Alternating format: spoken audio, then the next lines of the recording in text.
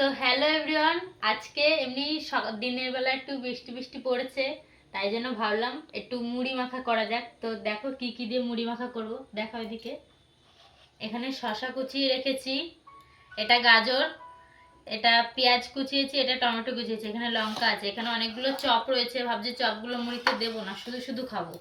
তো চলো এই স্পেশাল মুড়ি মাখাটা কি করে করব সেটাই তোমাদের দেখাবো। এভাবে একদিন মুড়ি মাখা করে দেখবে, খুব সুন্দর খেতে লাগবে।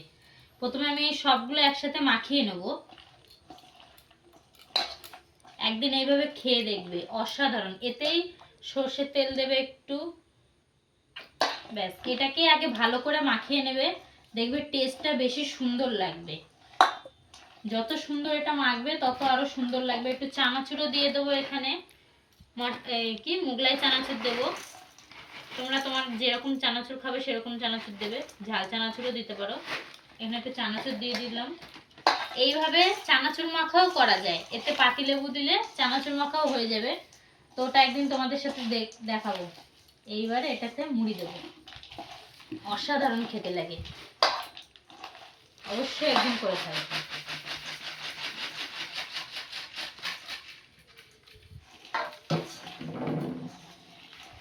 দেখতে যেমন সুন্দর লাগে, খেতেও অসাধারণ লাগে।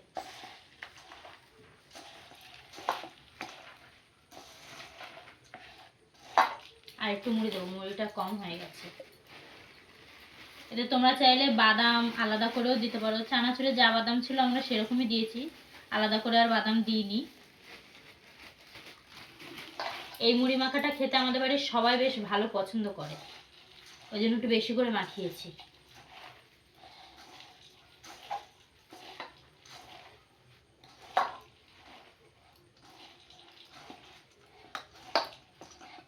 দেখো কত সুন্দর হয়েছে, অসাধারণ হয়েছে। একটু নুন দিই, ভুলে গেছি নুন দিতে।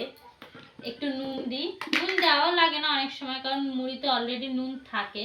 তার সামান্য একটু নুন দিয়ে দিই, খেতে টেস্টটা আরো বেশি সুন্দর লাগবে। যেহেতু সবজিগুলো পড়েছে ওই জন্য নুনটা দিলে টেস্টটা বেশ সুন্দর ব্যালেন্স হয়ে যাবে।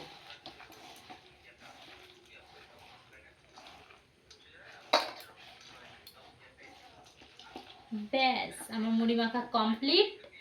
এবার একটা বাটিতে তুলে দিই, সবাই মিলে খাবো তো।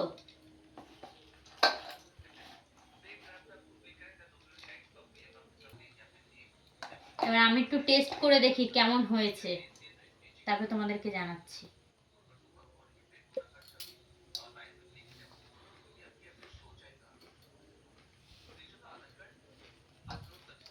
দারুণ হয়েছে। এরকম ভাবে একদিন তোমরাও ট্রাই করে দেখো। টাটা।